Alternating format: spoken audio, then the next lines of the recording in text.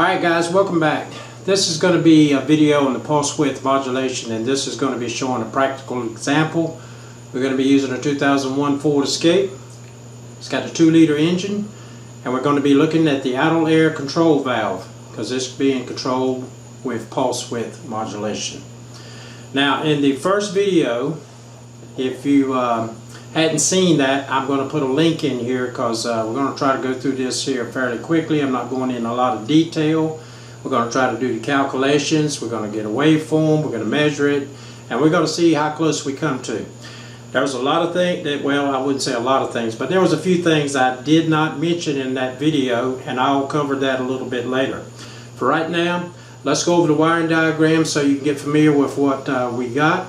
We want to see if we got a ground side switch or if we got a B plus side to switch. So let's go over that now.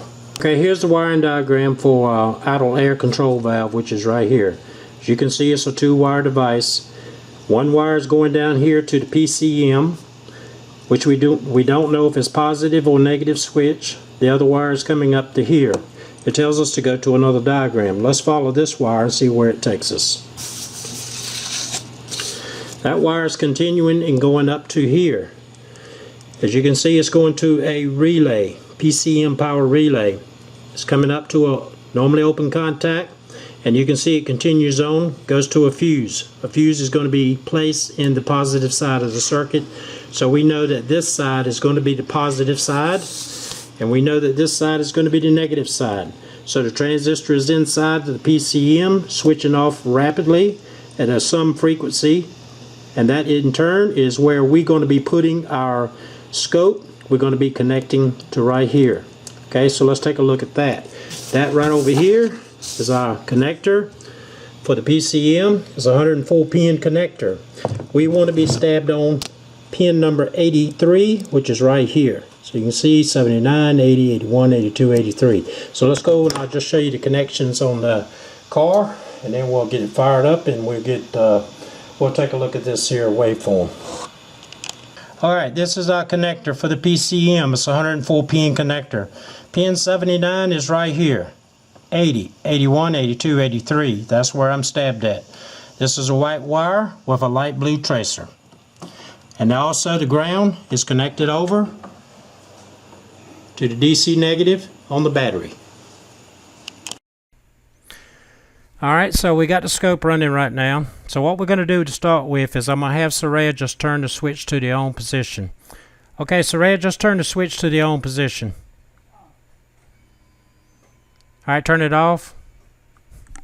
Okay, that looks good to me. Let's back up one screen. And this is what the PCM does when you initially start it up. So you can see it's got a little bit of delay here. Then it comes on. Then it's got a delay, then this is when we turn the switch off. This up here is 12 volts. If you notice right here, I'm going to put it right across this line. You can see I got 12.23 volts. But if I raise it up a little bit, up here near the top, you can see I've got about 13.86 volts thereabout. And what's happening is, as the magnetic field is collapsing into the windings of the series solenoid for this idle air control valve, it's actually inducing a voltage, which in turn is going to raise the voltage up.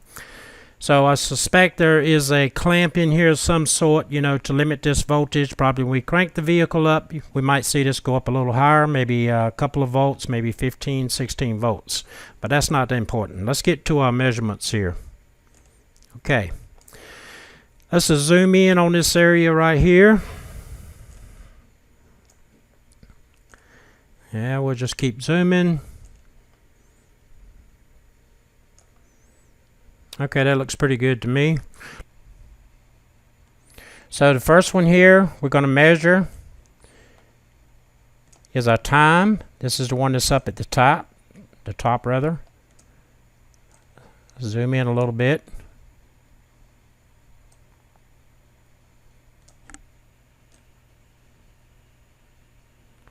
I'm going to call that, looks pretty good right there. I'm going to call that 377.9 microseconds. This is the time that is off. Okay. Now let's measure down at the bottom here.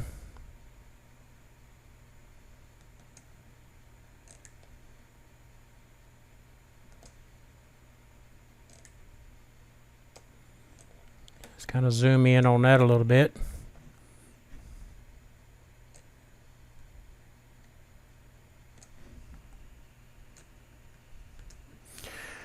All right, I'm going to call that 593.9 microseconds.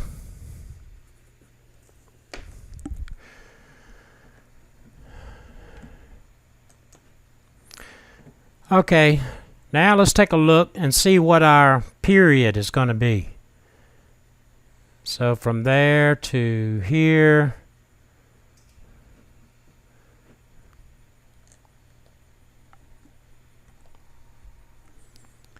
I've got, now what I'm doing here is I'm going on the rising edge of this pulse, and then I'm got my cursor over here on the rising edge of this pulse. I've got 971.7 microseconds. Now remember, that should equal my time off plus my time on. Now I've just did an addition over here with those two that we did previously. I've got 971.8 microseconds. Okay, so now that is what I'm going to use for my period. Very close. We're only off 0.1 microseconds. Okay, now that we know that, let's go back and let's just see what with this here framed out for one cycle. Let's see if picoscope can give us as far as a duty cycle.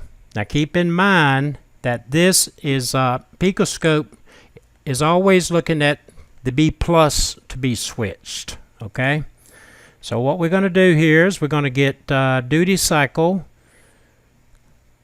Let's see if we can get it between the rulers. We framed out one cycle,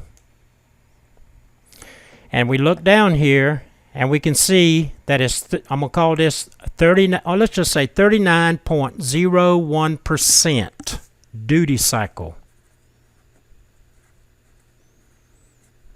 Okay. Now remember, this is for the duty cycle that's expecting it to be up at the top, okay? Not at the bottom is what we have. As far as I know, there's not a place in here for you can actually tell picoscope to do the negative side. However, since we know this is 39.01%, we can take that value, subtract from 100%, and we're going to get, looks like roughly, about 60, let's say 61% for our duty cycle.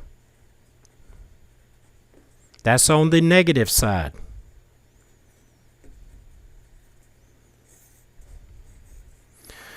Okay, now let's take a look and see what our frequency is. Remember, our frequency is one cycle. I have my cursor still in the same spot, so let's measure that. So let's see, we're going to go, this time we're looking for frequency. We're looking between the rulers. And if you look down here, we've got 1.027 kilohertz. Okay, so let me write that one down. Okay.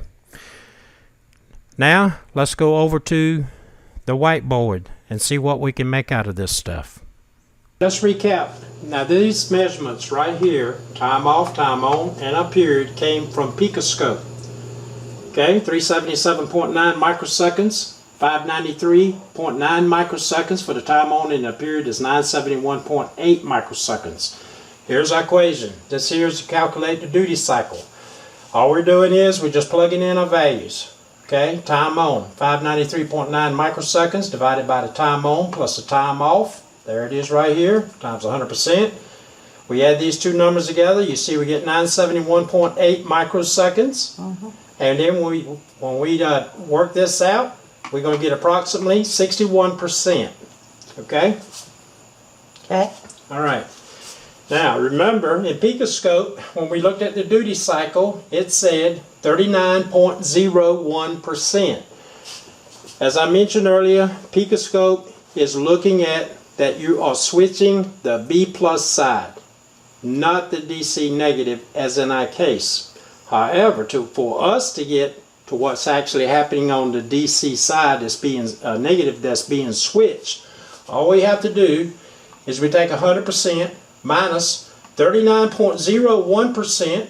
Remember, that's coming up here. Yeah. That came from picoscope. That's for the positive that's being switched. That's what it's thinking. We subtract that, we get 60.99%. Now, as you can see, Pretty darn close. pretty darn close, right? Okay. All right, let's check our frequency. Let's make sure that looks okay. Now, remember the picoscope told us that our frequency was 1.027 kilohertz. All right. Remember our equation. Frequency is equal to 1 divided by time. Time could be in seconds. This is our period. This is a time on plus time off, which equates to 1 cycle. That's the amount of time that 1 cycle takes. All right. So we come down and we look up here. This is what we measured in picoscope. 971.8 microseconds. Now, if we put it down directly like it is right now, 971.8 microseconds, then we'll get our answer in megahertz. Of course, it'll be a fraction. But let's say that we want to keep it in kilohertz. So what we will do is we're going to write down 971.8. There's our microseconds. Now to convert to milliseconds, this will give an answer in kilohertz. So we're going to move our decimal place over 3 places. 3 places because milli being 1,000th, that's going to be 3 zeros. So we move it over. So let's rewrite it. So now we have 1 divided by 0.9718, and now this is in milliseconds. Our frequency should come out into kilohertz. Alright, so let me take the calculator. I'm going to say 1 divided by 0.9718 equals, and there you go. Can you see that? So what does it say? Kinda. 1.029. That's 1.029 kilohertz. Okay? And you can see that we are only 2 hertz off. And that's because of just me putting the cursors not being exact. You know, while we're here, we're discussing frequency, we should also point out that if you do know the frequency, that you can work your way and get the actual period. So you can say that time in second is equal to 1 divided by the frequency. Right? So now if we say 1 divided by, and let's put down 1027 for 1027 hertz, and if we divide this out, and then I get this. So what does that come out to be? 0.00097. And see, this answer came out into seconds because we put our frequency down in hertz.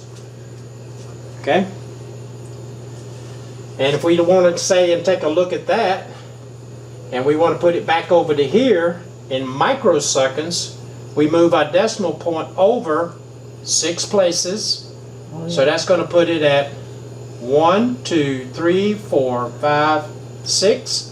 So now we're back to 970 microseconds, which then comes right back and equal to that. You can see we're off because we just took it and rounded off in the calculator. Yeah. So you can see it works out that way also.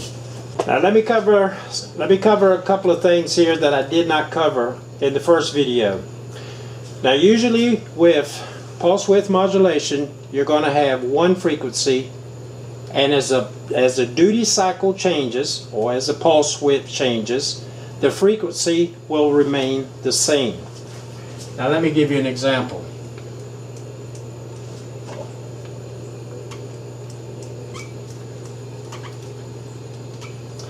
Here's a pulse width modulated signal. Okay, I'm going to go to right here. This will be my start. This is my rising edge, and I'm going to go to the rising edge of the next pulse, which is right here. That's going to frame out one cycle or one period.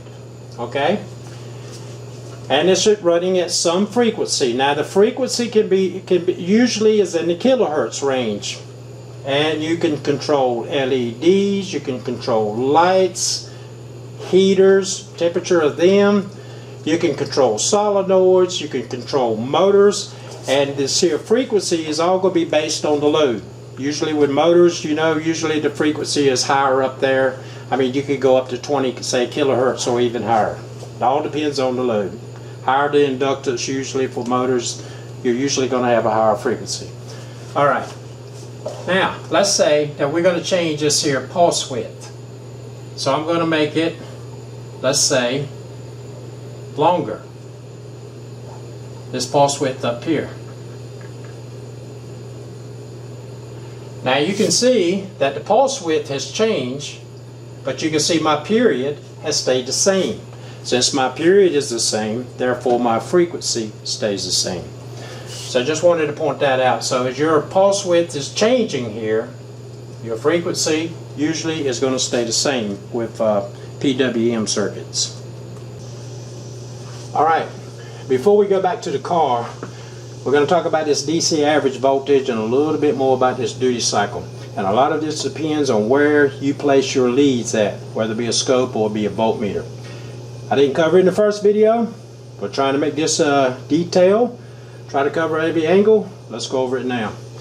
Okay, you're already familiar with this. If you watched the first video, this is where we're switching to B plus up here. Alright, this will be a transistor. It could be a MOSFET, it could be IGBJT, it doesn't matter. It's just switching off and on rapidly, and we're in the positive side. Now, our load, let's say in this case, is just a light bulb. All right. Now the light bulb, we're placing our voltmeter directly across the load. Now, as you can see, just to do a little recap, we're going to go with a 0 volts. We're measuring across the switch. We close the switch, right? This goes up, open the switch, and then it'll drop down, and I can get this here square wave pulse. Alright, but the point is that when the switch is open, we have 0 volts. When the switch is closed, we're going to have our B plus volts, which in this case will be 10 volts across the load. Yeah. Alright. Now let's look at this one down here. I'm going to do the same exact thing. I'm going to take my voltmeter and I'm going to put it across the load. Alright? My switch is open. I measured across the load. I'm going to get 0 volts. Exactly the same thing as this one up here. I close my switch, my voltage is going to rise. I'll keep the switch closed for some time, then I'll open the switch, and I'll repeat that process, and I will get the same exact scenario as this. So now you ask the question, what is the on time and what is the off time in the duty cycle, in the pulse width? Okay? When most voltmeters and everything, they're looking, whether it's switched on the negative side or switched on the positive side, the voltmeter doesn't know. It's making an average voltage, and you can think of it, the positive volts is going to have priority, and it's going to be measuring the positive volts into relation to the off time. Alright? So up here at the top is what's going to be important, say to the voltmeter or to a scope, say even picoscope. If it's looking at duty cycle, it's looking at the on time is at the top. All right? Again, at the top. Right? Mm-hmm. But most of the time, when you're setting up your scope or your voltmeter, you're actually, most of the time, you're going to put one lead to DC negative, which is usually at the battery. And the other lead is going to go up here at the top, Right. which is on the B plus side. Okay, let's take a look at that. So you see when the switch is off, it's going to be 0 volts. And when you close the switch, voltage rises. Hold the switch down, it's going to go on for so long, let the switch go, it's going to come down. Okay? There is no difference between these two in how you hook up your voltmeter. Okay? Because obviously this wire is a DC negative, goes to the battery, right? Yeah. There's no difference in how this is going to work, you know, as far as in the pulses. Again, your on time is up at the top. Probably the easiest to understand, right? Right. But now let's go down to this side where it's switched on the DC negative. Now most of the time, you're not going to be putting your voltmeter across the load. Well, if you do, then you can look at it that even still, the way this is generated, our on time is still at the bottom. You can see that most of the time you're going to put your voltmeter lead right here on the DC negative side, right? And you're going to be right here on this wire. And now you're going to take your other voltmeter or scope lead and you're going to hook it up on your DC negative, say at your battery. Now, of course, the difference is that with the switch off, right? So what are we going to measure?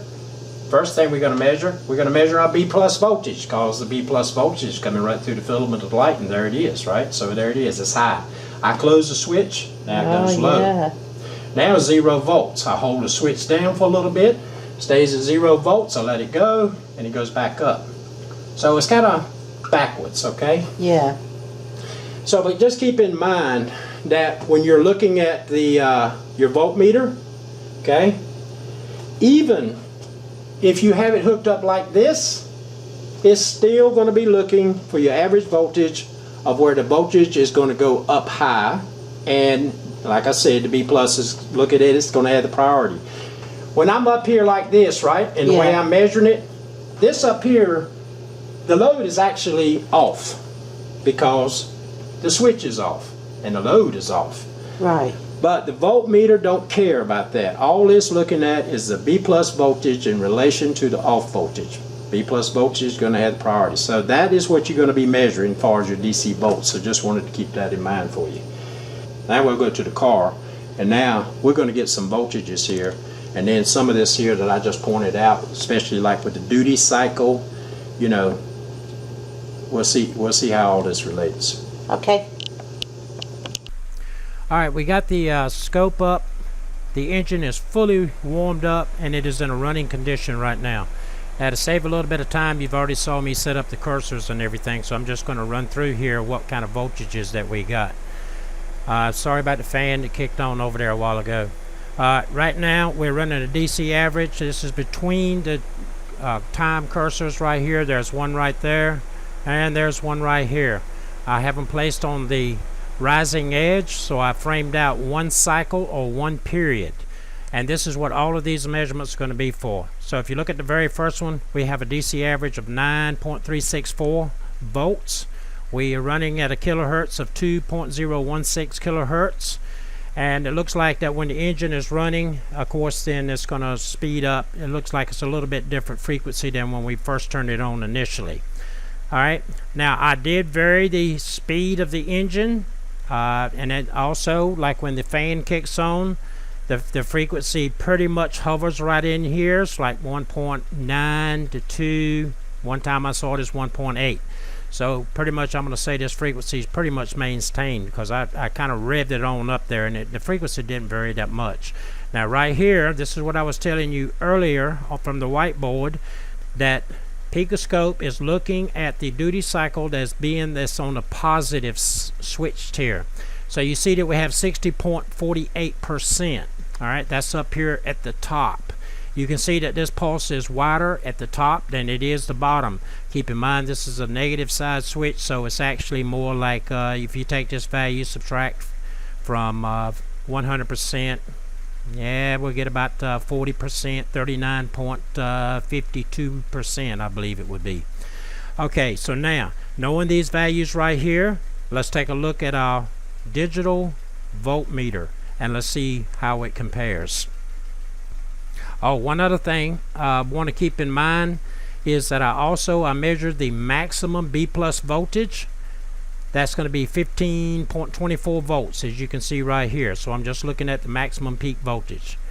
Like I said before in the very beginning of the video, the reason this is higher is because what's a phenomenon called self-inductance. This is when the magnetic field collapses into itself, and you're pretty much generating a voltage, trying to keep that current from decreasing. So in turn, the voltage is going to be reared up just a little bit, as you see right here. Alright, now this is looking at the DC average right now on the voltmeter. Now keep in mind that I recorded it a little bit earlier on the scope, and now I'm coming back over here, so it's like a few minutes later, so it's not going to be exact, okay? So, but we should be in the ballpark. Now, right now we're reading like 9.1 such and such volts, okay? Now on the scope we read 9.364. The frequency on the scope we had 2.016 kilohertz. Let's see what this thing is going to tell us. Okay, looking at hertz. Now you see we're pretty close. We're running about 2 kilohertz. Now let's take a look at our duty cycle. Let's look at that as percent. And that's 59.672, so we were running 60.48.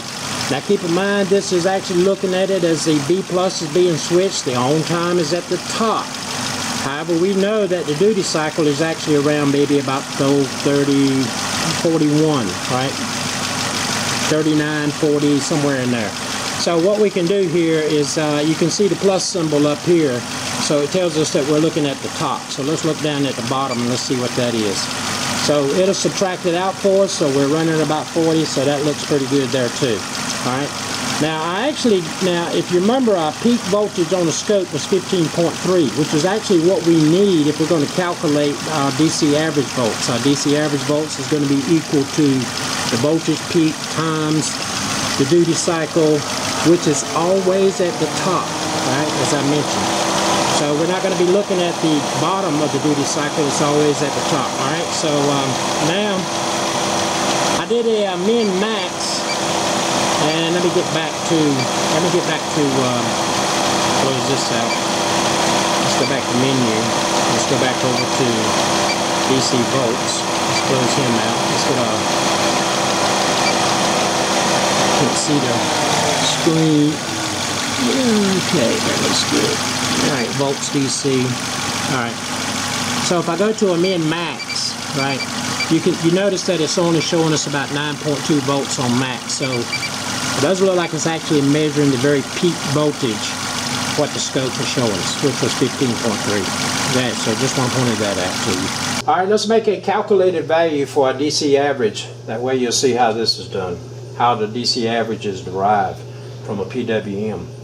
Alright, we notice the peak volts for the scope, we measured 15.24 volts. Now, our duty cycle, the scope told us it was 60.48%. Now remember, this 48%, we're looking at the duty cycle, it's on the positive side, okay? It's like you're thinking of it as you're turning on the B plus side, alright? Always look at the positive. Doesn't matter if it's switched in the negative or if it's switched in the positive side. Now DC average, to calculate that, we take our DC average is what we want to find. Our voltage peak, 15.24 times 60.48%. So we shift our decimal over 0.2 places, so that'll be 0.6048. Let's multiply that out. And let's see, 15.24 times 0.6048 equals, and that's what I got. Can you see that? Yep. 9.217. So our DC average is 9.217 217 volts. All right. So if you remember on our scope, the scope told us, the scope DC average was 9.364 volts. Okay? Not too far off. I almost forgot. I mentioned in the first video that PWM circuits were very popular and they're used everywhere. So why are they used everywhere? Why is it so popular? And so let me cover that. And the biggest reason why they are so popular is that in the output stage, the switching transistor, the power dissipation is very low compared for the same thing where we're using, say, an analog circuit. Let me cover that, and then this video, that will be it. So hang in there. It's just a little bit more, and then we'll wrap this thing up. Alright, let's cover that. Okay, power dissipation. Let me give you an example, and so you can understand this a little better. Now, you know, in the old days, like say for your blower motors, you know, for your fan inside your car, they had these resistors in there, and they were switching in these resistors, you know, to get your speed change. But let's say that we're going to just use one of these resistors as an example. Okay, we got one resistor. Here's our fan motor. Here's our circuit. Let's just call him 12 volts this time. Now let's say that the current that's going to go through this circuit is going to be 5 amps. Okay. Of course, 5 amps is going to be throughout the entire circuit, even through the resistor here. Alright. Now let's say at this predetermined speed that we want, that the voltage across the motor is going to be 6 volts. Well, that means that 6 volts has to be across this here resistor. So if you put a voltmeter right up in here, that means we're going to measure 6 volts. Alright, so that means this resistor is dropping 6 volts. Alright, now let's go over here. Let's look at the power dissipation. Power in watts is equal to voltage times the current. Well, our voltage is 6 volts. And our current is 5 amps. 5 amps going through the resistor. So we got 6 times 5. Now we have 30 watts of heat that we have to dissipate. And this heat is just useless energy, just wasted. It's not doing any useful work at all. Alright? Now here comes where pulse width modulation comes in.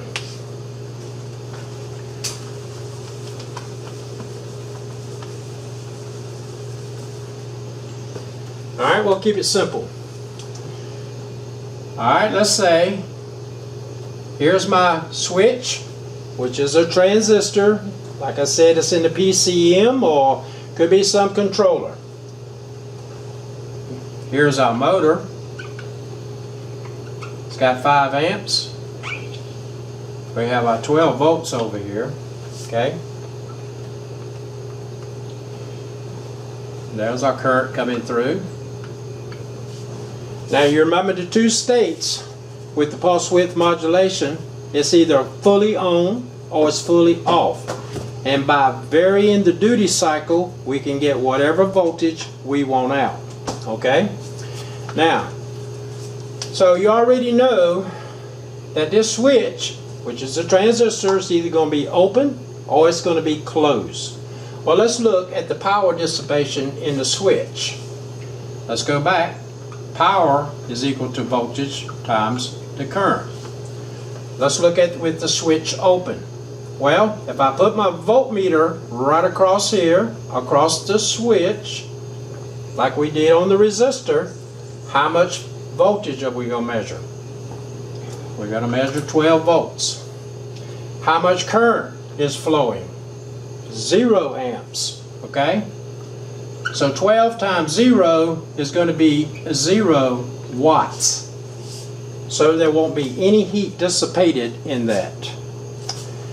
Now let's look at it when this switch is closed. Now the switch is closed. Let's look at that scenario. Remember, these are the two states pulse width modulation can be in. Switch is either open or it's closed. You're going to have 0 volts or you go up to your B plus voltage, whatever that may be. When we put our voltmeter across the switch, we're going to measure 0 volts. So let's put 0 here. Now, what is our current? Well, our current is going to be 5 amps. Well, look, 0 times 5, that's 0 again. So, 0 watts. Alright? Now, the typical, say, transistor, let's switch it on the DC side, negative side this time.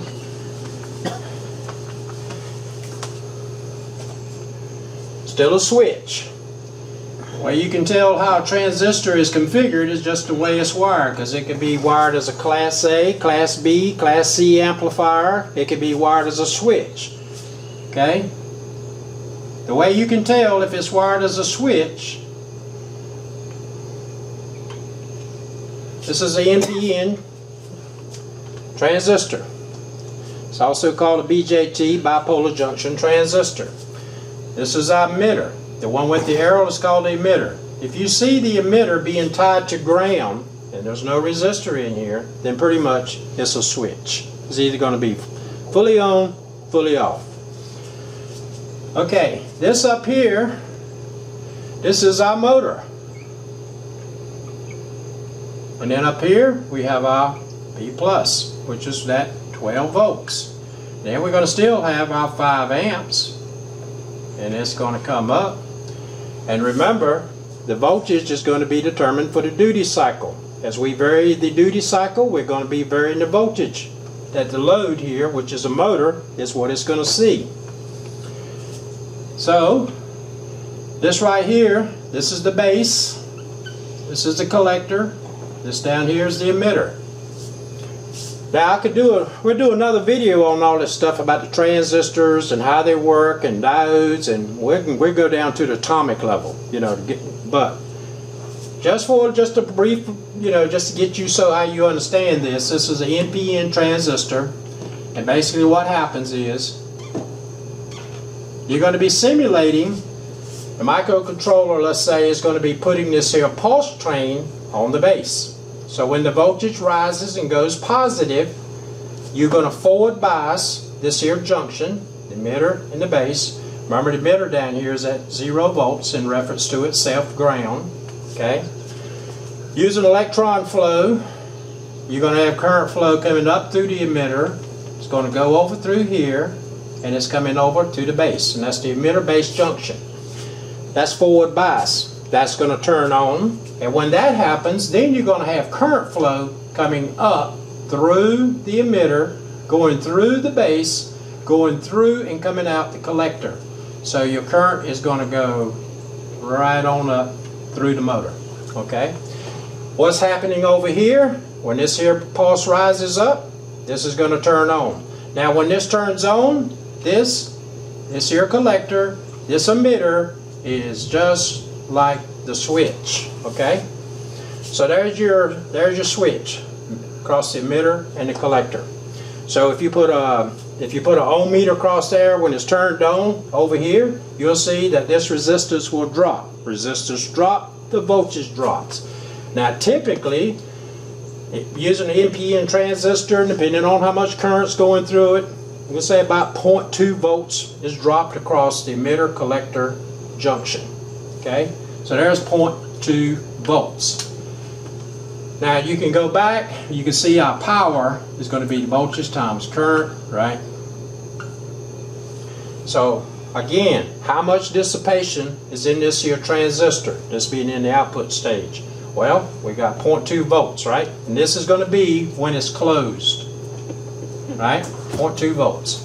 And then if I put my 0.2 volts up here, I got my 5 amps, right? So what is that going to be? 5 times 0.2 is going to be what? 1.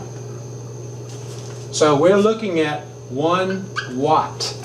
Now that's considerably less than what we were using for that resistor and we are not dissipating as much heat in this here transistor. Okay. Now when you open up the circuit, when the transistor, when it goes low over here on the base, which is 0 volts, well, then you don't have any emitter based current, which then you're not going to have any emitter collector current. So then this is going to rise up to the supply volts. The 12 volts is here. It's going to come down to the collector. Again, if you look at here, what do we got across it? We're going to have our 12 volts, right? 12 volts across the emitter collector junction. There's 12 volts. How much current do we have? Well, we got 0.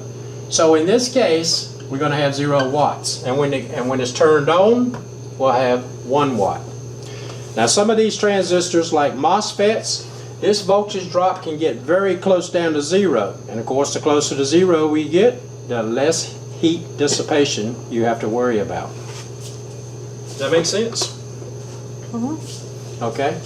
Hey, just as something else, now this is not part of pulse width modulation. Here's an easy way to figure out transistors.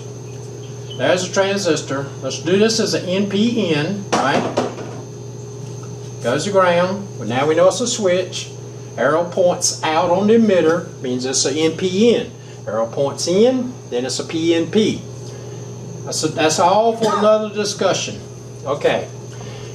You remember how I said that when you put a positive volts on the base, you turn on this junction, you turn it on the emitter and the base, and at that point then you have emitter collector current, and it also goes through the base junction.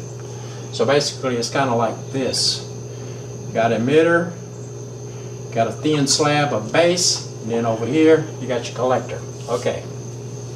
Here's an easy, now this is not how it works, but you can think of it like this, help you understand it. Let's say that I have a relay coil, okay, and it's grounded, okay? Sound good? There's my emitter. Now, here's my base. Now you see I put a positive volts on here, my relay coil is energized. Now, let's go up through the transistor, right? There is my relay contact, okay? This is the emitter, and here's the collector, okay?